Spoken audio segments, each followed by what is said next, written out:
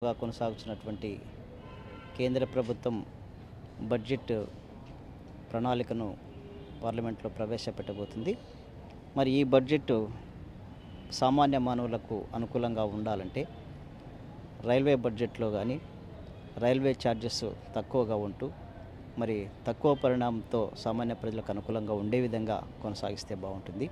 అదేవిధంగా ఆర్థిక సంక్షోభం ఉన్నటువంటిది కనిపిస్తుంది భారతదేశంలో. మరి ఆర్థిక సంక్షోభం ప్రకారము వ్యావసాయికపరమైనటువంటి వ్యక్తులకు సబ్సిడీ ఇచ్చే విధంగా కాకుండా తక్కువ ధరలకు అమలు చేసినట్లయితే ఇది సీడ్స్ కానీ తర్వాత ఫర్టిలైజర్స్ కానీ ఇలాంటివన్నీ కూడా తక్కువ ధరలకు అనుకూలంగా ఇచ్చే విధంగా బడ్జెట్ నిర్మాణం కొనసాగిస్తే బాగుండును. అదేవిధంగా నిత్యావసర వస్తువుల ధరలపై కూడా విపరీతంగా ధరలు పెరిగిపోవడం జరుగుతుంది. ఈ విపరీతంగా పెరుగుతున్నటువంటి ధరలకు కూడా అడ్డుకట్ట వేయడానికి కోసమై ఆ ధరలను ఒక మినిమం స్థాయిలో సామాన్య మానవునికి అందుబాటు ఉండే స్థాయిలో మార్కెట్ నిర్ణయిస్తే బాగుండుననేటువంటి విషయము నేను తెలియజేశాను. విభాగం ప్రధాన అధ్యాపకుడు వేణుగోపాల్ రెడ్డి, అర్థశాస్త్ర విభాగ ప్రధాన అధ్యాపకుడు. ముఖ్యంగా ఈరోజు పార్లమెంట్లో బడ్జెట్ ప్రవేశపెడుతున్నటువంటి సందర్భంగా మా ఆర్థిక శాస్త్రవేత్తల యొక్క అభిలాష ఏంటంటే ఏ వ్యవస్థలోనైనా కానీ ప్రణాళికలు లక్ష్యాలను అంచనాలను చేరుకోవాలంటే ఖచ్చితంగా ప్రజల యొక్క సహకారం చాలా అవసరం.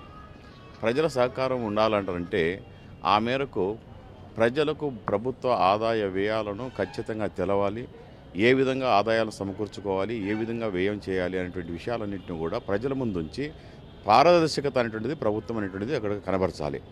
కానీ ప్రభుత్వం ఏం చేస్తుందంటే ఇటీవల కాలంలో బడ్జెట్లో పన్నులు ఏవి కూడా మనకు వేస్తున్నట్టుగా కనిపించక చేస్తున్నారు. కానీ మళ్ళీ ఎప్పుడు అవసరమైతే అప్పుడు బాధుడు అనేటువంటిది మొదలు పెడుతున్నారు. ఇట్లాంటి పద్ధతికి స్వస్తి చెప్పాలా. స్వస్తి చెప్పేసేసి ప్రభుత్వం ఏదైనా కానీ తన యొక్క ఆర్థిక స్థితిగతులను పూర్తిగా ప్రజల ముందు ఉంచినట్టయితే ప్రజలు ఈరోజు అర్థం చేసుకునేటువంటి పరిస్థితుల్లో ఉంటారు. లేని హామీలు ప్రజలకు గుప్పించడం, ప్రజల ఆశలతో ప్రభుత్వాల మీద ఆశలతో ప్రజలు ముందుకు పోవడము, ఆ ఆశలను ఫలించిన పక్షంలో ప్రజలు నిరాశ నిస్పృహలు రావడము, ఇవన్నీ కూడా ఏమవుతాయంటే కాలక్రమేణా వ్యవస్థ నడిచే కొద్దీ విధంగా ప్రజలలో నిరాశ నిస్పృహలు అనేటువంటివి వస్తాయి. ఈ నిరాశ నిస్పృహలు అనేటువంటివి భవిష్యత్తులో యువతను పెడదవ పట్టించడానికి కూడా ప్రధాన కారణమవుతుంది. కాబట్టి ఇప్పటికైనా కూడా ప్రభుత్వాలు తమ యొక్క చిత్తశుద్ధిని, తమ యొక్క పారదర్శకతను క్లియర్గా ప్రభుత్వం ముందు ప్రజల ముందు పెట్టాల్సినటువంటి గురుతరమైనటువంటి నైతిక బాధ్యత ప్రభుత్వాల మీద ఉంటుంది.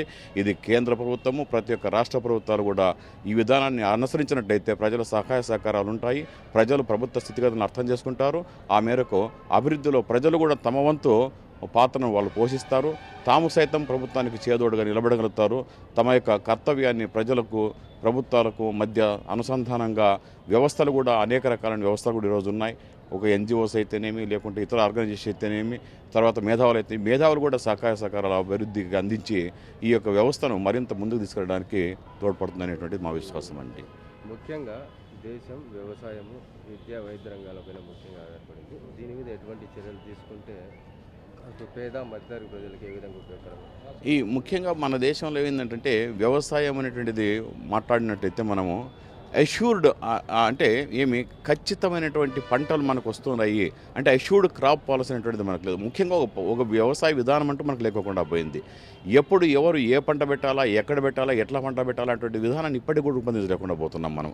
ఒకవేళ మనం ఇంత సువిశాలమైన దేశంలో ఒక విధానాన్ని రూపొందించడానికి వీలు కాని పక్షంలో ప్రాంతాల వారీగానైనా విధానాలు రూపొందించి విధానాలను అమలు చేసే సందర్భంలో ఈ వ్యవసాయ శాఖ అయితేనేమి, ప్రభుత్వాలు అయితేనేమి 100% చిత్తశుద్ధి అంటే కనబరచాలా. ఆ మేరకు రైతులకు సహాయ సహకారాలు అందించాలా. ఎప్పుడైతే వ్యవసాయ రంగంలో ఉత్పాదకత మనం పెంచుకోగలుగుతామో, ఎప్పుడైతే పారిశ్రామిక రంగంలో మనము ఉత్పాదకత పెంచుకోగలుగుతామో అప్పుడే మనం విదేశాల మీద ఆధారపడడం తగ్గుతుంది, దిగుమతులు తగ్గించుకోగలుగుతాము. అప్పుడే రూపాయి బలపడుతుంది. రూపాయి బలపడితే వ్యవస్థలో ఉన్నటువంటి ప్రతి ఒక్క వ్యక్తి కూడా బలపడతాడనేటువంటిది దీన్ని మనము ఖచ్చితంగా చెప్పాల్సినటువంటి అంశం ఇక్కడ. ఇక విద్యా వైద్య సౌకర్యాలకు వస్తే నిజంగా చెప్పాలంటే ఒక వ్యవస్థ నైతికంగా బలపడాలంటే ఆ వ్యవస్థలో విద్య కానీ వైద్యం కానీ తప్పనిసరిగా మంచి క్వాలిటీ అయినటువంటి విద్యా వైద్యం అనేటువంటిది రావాలి మనకు. అంటే ఈరోజు విద్య తీసుకున్నామంటే ప్రభుత్వం కేవలం డిగ్రీలు ఇవ్వడానికే ప్రభుత్వం పరిమితం అవుతుందే కానీ ఆ డిగ్రీల వలన ఏ మేరకు ప్రజలకు ఉపయోగపడుతున్నాయి, ఏ మేరకు యువతకు ఉపయోగపడుతోంది అట్లా కాకోకుండా ఒక విధానాన్ని రూపొందించి ఆ విద్యతో పాటు వ్యవస్థలో వాళ్ళకు పనిపాటలు కల్పించే విధంగా ప్రభుత్వం ఏదైనా ఒక నూతన విధానాన్ని కానీ అవలంబించి అది స్కూల్ ఎడ్యుకేషన్ కానీ ఇంప్లిమెంట్ చేసి తర్వాత ఇంటర్మీడియట్ ఎడ్యుకేషన్లో అయితేనేమి హైయర్ ఎడ్యుకేషన్లోనేమి దానికి ప్రాధాన్యత కల్పించి అంటే ఎడ్యుకేషన్ స్టెప్ బై స్టెప్ పెరిగే కొలది ప్రాధాన్యత కూడా పెంచుకుంటూ పోతుండాలి. అట్లని చెప్పని బాటంలో ఉండేటువంటి ప్రైమరీ ఎడ్యుకేషన్ నెగ్లెక్ట్ చేయకూడదు. ప్రైమరీ ఎడ్యుకేషన్ పూర్తిగా ప్రభుత్వ అధీనంలోకి రావాలా. కనీసం స్కూల్ ఎడ్యుకేషన్ అయిపోయేంత వరకు ప్రభుత్వ చేతుల్లోనే ఎడ్యుకేషన్ ఉన్నట్టయితే కొంచెం మనం క్వాలిటీని డెవలప్ చేయడానికి అవకాశం అయింది. ఈరోజు ప్రైవేటు విద్యా వ్యవస్థ అంటే పెచ్చుమీరిపోవడంతో ఈ ప్యారలల్ గవర్నమెంట్ అంటే ఏర్పాటు చేసుకునే స్థాయికి ఈరోజు వాళ్ళు రాగలిగినారు. కాబట్టి ఇది వ్యవస్థకు భవిష్యత్తుకు మనకు మంచిది కాదు అనేటువంటిది నా యొక్క ఉద్దేశం.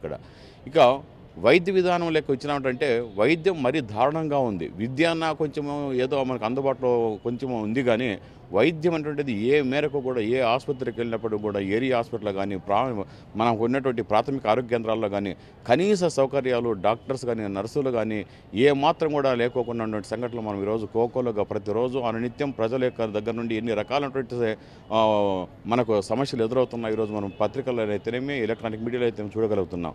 కాబట్టి ప్రభుత్వము విద్యకు ఎంత ప్రాధాన్యత ఇస్తున్నది ఈరోజు, అదేవిధంగా ఈ యొక్క ప్రైమరీ ఉండేటువంటి ఈ యొక్క వైద్యశాలలు ఏవైతే ఉన్నాయో ఇవన్నీ కూడా స్ట్రెంథనింగ్ చేయాలి.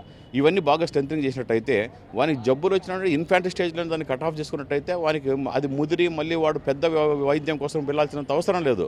కాబట్టి గ్రామీణ ప్రాంతాల్లో ఉండేటువంటి వ్యక్తులకు కనీస వైద్య సౌకర్యాలు అవి క్వాలిటీ నాణ్యతతో కలిగినటువంటి వైద్య సౌకర్యాలు కల్పించాల్సినటువంటి గురుతర బాధ్యత కూడా ఈరోజు కేంద్ర రాష్ట్ర ప్రభుత్వాల మీద ఉంది.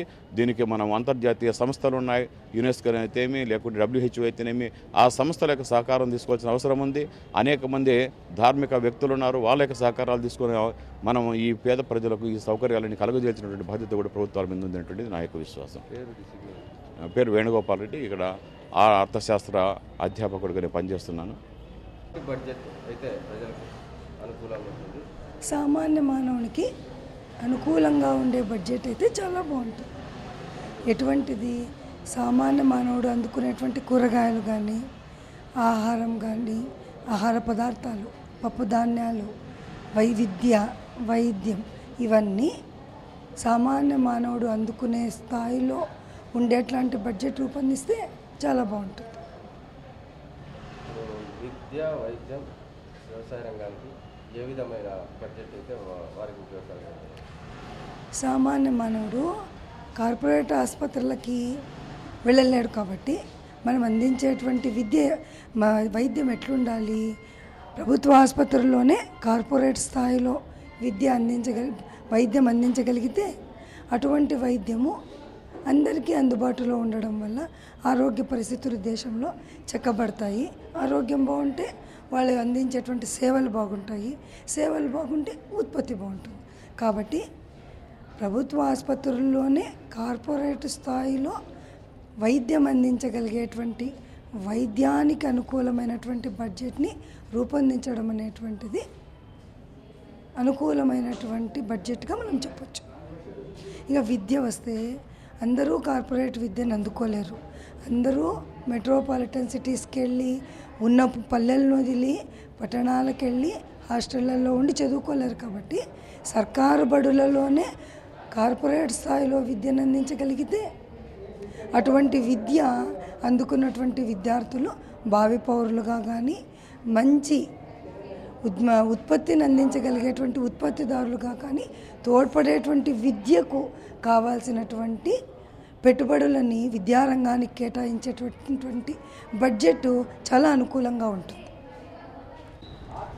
నా పేరు కృష్ణ యాదవ్, తపాలా శాఖ రాష్ట్ర నిర్వాహక కార్యదర్శిగా పనిచేస్తున్నాను.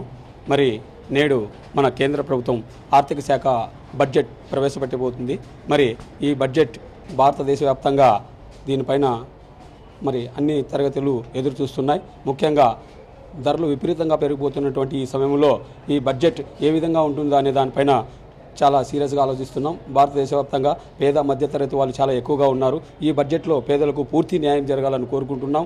ధరలు విపరీతంగా పెరిగిపోతున్నాయి, వీటిని తగ్గించాల్సినటువంటి అవసరం ఎంతైనా ఉంది. మరి ప్రత్యేకించి ఈ బడ్జెట్లో తపాలా శాఖకు గణనీయంగా బడ్జెట్ కేటాయిస్తారని నేను కోరుకుంటున్నాను. ఎందుకంటే భారతదేశ వ్యాప్తంగా దాదాపు 186,000 బ్రాంచులు కలిగి ఉన్నది తపాలా శాఖ. ఈ తపాలా శాఖకు బ్యాంకింగ్ సేవలు అనుసంధానం చేయాలని కోరుకుంటున్నాం. అలా అనుసంధానం చేయడం ద్వారా గ్రామీణులు ప్రతి ఒక్కరికి బ్యాంకింగ్ సేవలు అందుబాటులోకి వచ్చే అవకాశం ఉంది. తద్వారా బడ్జెట్లో గ్రామీణులకు పూర్తి న్యాయం జరుగుతుందని నేను ఆశిస్తున్నాను. అలాగే దాదాపు 6 లక్షల మంది ఉద్యోగులు ఉన్నటువంటి తపాలా శాఖకు ఎన్నో విధమైనటువంటి అప్లికేషన్స్ మంజూరు చేసే అవకాశం కల్పిస్తే బాగుంటుంది. ప్రతిదీ భారతదేశ వ్యాప్తంగా చాలామంది ప్రజలు కొరియర్ సంస్థల మీద, ప్రైవేటైజేషన్ మీద ఉపయోగించుకుంటున్నారు. అలా కాకుండా తపాలా శాఖ ద్వారా ప్రతి అప్లికేషను మూవ్ అయితే తపాలా శాఖకు ఆదాయం వస్తుంది. అలాగే కేంద్ర ప్రభుత్వానికి ఇతోధికంగా లాభాలు చేకూరే అవకాశాలు ఉన్నాయి. కాబట్టి తపాలా రంగం ద్వారా ప్రతి అప్లికేషను అప్లై చేస్తూ ప్రజలకు అందుబాటులో వచ్చే విధంగా తపాలా శాఖను పూర్తిగా తీర్చిదిద్దేదానికి బడ్జెట్లో తపాలా శాఖకు పూర్తి స్థాయి సౌకర్యాలు కల్పిస్తారని ఆశిస్తున్నాం. అలాగే బ్యాంకింగ్ సేవలు తపాలా శాఖకు అనుసంధానం చేయడం ద్వారా ప్రైవేట్ లిమిటెడ్ బ్యాంకులకు కూడా కళ్ళెం వేసినట్లు అవుతుంది. అలాగే బ్యాంకింగ్ సేవలు అందుబాటులోకి వస్తే ముఖ్యంగా గ్రామీణులకు తపాలా శాఖ ద్వారా పూర్తి స్థాయిలో న్యాయం అందుతుంది. అలాగే భారతదేశ వ్యాప్తంగా దాదాపు 2,86,000 బ్రాంచ్ పోస్ట్ ఆఫీసులు ఉన్నాయి. ఆ బ్రాంచ్ పోస్ట్ ఆఫీసుల ద్వారా బ్యాంకింగ్ సేవలు గురించి అనుసంధానం చేయగలిగితే అలా తపాలా శాఖకు మంచి బడ్జెట్ కేటాయిస్తే ప్రస్తుతం గ్రామీణులకు పూర్తి న్యాయం జరుగుతుంది. ప్రతి ఒక్కరికి అది మహిళా సంఘాలైతేనేమి, మామూలు సంఘాలైతేనేమి, ఇతరత్ర రైతులకు రుణాలకు సంబంధించి అయితేనేమి ప్రతి విషయంలోనూ గ్రామాల్లో బ్రాంచ్ పోస్ట్ ఆఫీసులు అందుబాటులో ఉంటాయి. కాబట్టి గ్రామంలో ఉన్న ప్రతి సామాన్యుడికి పోస్ట్ ఆఫీస్ సేవలు అందుబాటులో వస్తే బడ్జెట్లో చాలా వరకు న్యాయం జరుగుతుందని నేను కోరుతున్నాను. కాబట్టి తపాలా శాఖకు పూర్తి స్థాయి బడ్జెట్లో సహాయ సహకారాలు ఈ కేంద్ర ప్రభుత్వం కల్పిస్తుందని కోరుకుంటున్నాను.